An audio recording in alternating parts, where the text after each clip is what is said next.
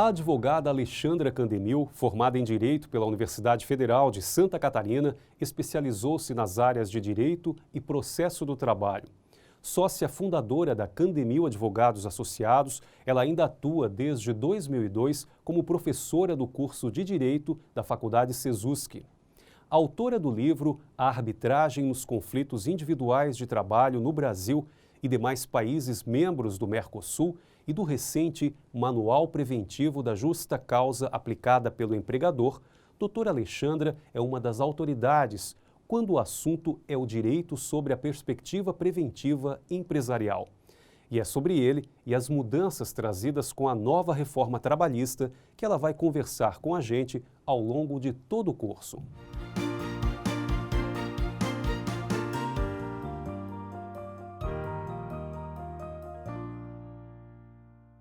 Em tempos de mudanças, como este que os brasileiros vêm enfrentando, nunca se falou tanto nos direitos dos trabalhadores e nas relações entre patrões e empregados.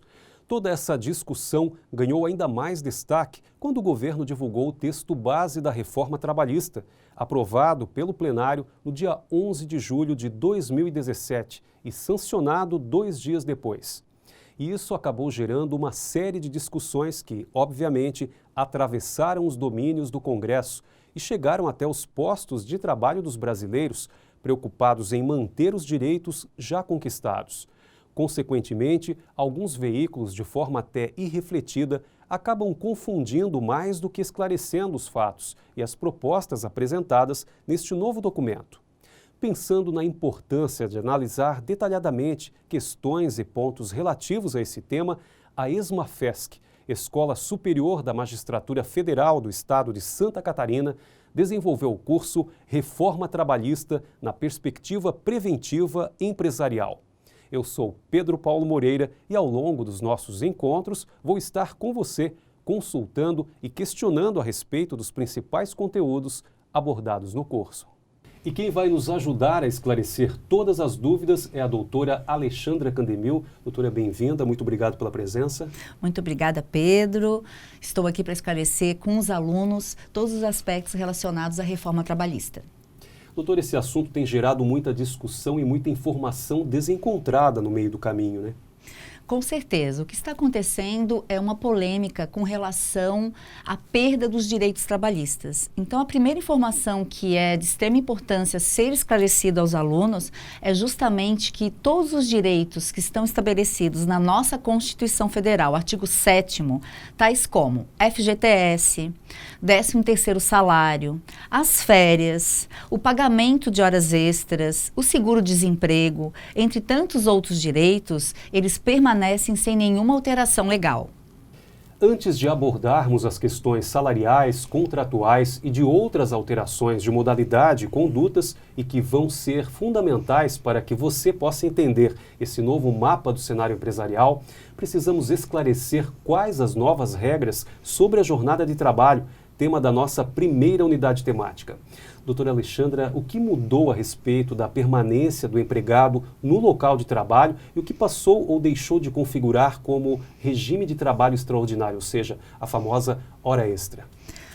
A reforma trabalhista ela trouxe um diferencial quando ela alterou o significado do tempo à disposição do empregador no artigo 4º. Houve um elastecimento das hipóteses às quais cada empregado poderá, por exemplo, permanecer no ambiente de trabalho, seja no intervalo entre a jornada ou seja pós o seu expediente e não vai ser considerado como serviço extraordinário. Seria interessante agora lermos o artigo seletista pela reforma trabalhista.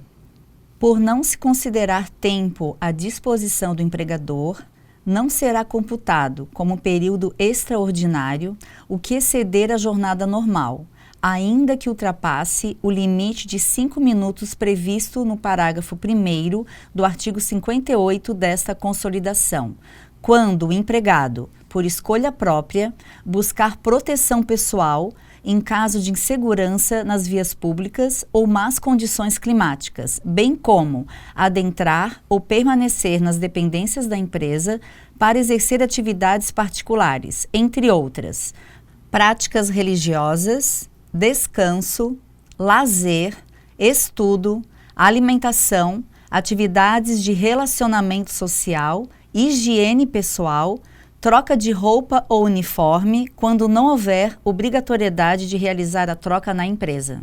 Além dessa modernização das situações vivenciadas pelo próprio gestor, quando o empregado decide permanecer no local de trabalho para fins ou por razões pessoais, é importante que a empresa adote um novo regimento interno que preveja esse tipo de questão? Exatamente. Como a lei deixou em aberto situações até então que nós não estávamos acostumados, como foi bem destacado na leitura da legislação, é imprescindível que o empregador escreva, ou seja, formalize quais são os pontos os quais cada empregado terá liberdade de usar esse tempo para questões pessoais dentro do ambiente de trabalho. E um regulamento interno, justamente, ou regimento empresarial, não importa o nome, uma vez escrito, ele acaba gerando um pacto em que empregado e empregador deixam bem claro que esse tempo que é utilizado dentro da empresa não configura tempo à disposição do empregador ou, como a gente sempre fala, numa linguagem informal, de trabalho à disposição do mesmo. De acordo com a Constituição Federal, em seu artigo 7º, a jornada máxima permitida ao empregado era de 8 horas diárias e 44 horas semanais, exceto em casos de compensação desse total de horas, de acordo com o estipulado internamente entre funcionários e patrões. Doutora Alexandra, o que mudou nas horas extras e nesse acordo com a reforma trabalhista? Primeiramente, a CLT ela recebeu uma adequação com relação ao percentual de pagamento das horas extras, que até então era estabelecido na Constituição Federal como sendo de 50%. Então, agora o texto seletista, que era 20%, passou a ser 50%. Além disso, foi dada uma maior flexibilização para que empregado e empregador possam pactuar outros tipos de turnos de trabalho, mediante compensações, banco de horas, ou inclusive até o turno de 12 por 36. Tivemos também mudanças no sistema de compensação por meio de banco de horas? Exatamente. Houve agora, com a reforma trabalhista, 2 modelos bem distintos. O banco de horas, primeiramente, é a forma de se compensar as horas extras que são realizadas pelos empregados. Antes da reforma, tal banco de horas só era possível mediante negociação coletiva com o sindicato. Agora, com a reforma trabalhista, nós temos 2 tipos de bancos de horas. O primeiro banco de horas é quando o empregador decide fazer a compensação até 6 meses. Se ele decidir fazer a compensação por esse prazo, basta fazer um acordo individual com o seu empregado ou com os seus empregados. Agora, se a empresa decidir fazer um banco de horas cuja compensação ultrapasse 6 meses e vá até 1 ano, aí sim, a modalidade ela necessita de uma assistência sindical. Outro tema que é destaque nessa nossa primeira unidade temática é a dúvida de muito trabalhador brasileiro, inclusive do João Pedro, que possui funcionários que encaram uma jornada um pouco diferente. Olha só o que ele escreveu para a gente. Abre aspas. Tenho alguns funcionários que trabalham na escala 12 por 36, com 1 hora de almoço. A reforma trabalhista prevê alguma mudança nesse tipo de jornada de trabalho? Fecha aspas. E aí, doutora, o que muda para os funcionários do João Pedro? Mudou muita coisa com a reforma trabalhista. Primeiro, agora na empresa do João Pedro, esse turno 12 por 36 poderá ser feito diretamente com o empregado. Antes da reforma, só por assistência sindical. E uma outra grande mudança é que cada empregador vai decidir, no caso João Pedro, se ele vai indenizar o intervalo entre a jornada, que seria aquele repouso para o almoço, ou se ele vai conceder esse repouso para o empregado, que até antes da reforma isso não era possível. Outro ponto normatizado pela legislação trabalhista era a obrigação do empregador em pagar como hora extra o tempo despendido pelo empregado que precisava se deslocar de casa para o trabalho e vice-versa, seja por qualquer meio de locomoção, nos casos em que o local de trabalho fosse de difícil acesso ou quando não fosse possível chegar por meio do transporte público. Com a reforma trabalhista, essa normatização ganhou novos contornos? Sim, Pedro, recebeu novos contornos. Praticamente se extinguiu a famosa horas itinere, que eram aquelas horas que nós considerávamos como de trajeto casa, trabalho e vice-versa. Com a reforma trabalhista, praticamente qualquer meio de transporte, inclusive caminhar até o trabalho, não é mais considerado tempo à disposição do empregador. Houve uma formatação do artigo 58, parágrafo 2º da CLT. Um dos temas-chave de uma das unidades de estudo é o pagamento do intervalo intrajornada e a possibilidade da sua redução. É obrigação do empregador conceder intervalo para repouso e alimentação para os empregados com as seguintes regras dispostas no artigo 71 da CLT. Até 4 horas de trabalho diárias, sem necessidade de concessão de intervalo. A partir de 4 horas diárias, até 6 horas diárias de trabalho, concessão de 15 minutos de intervalo.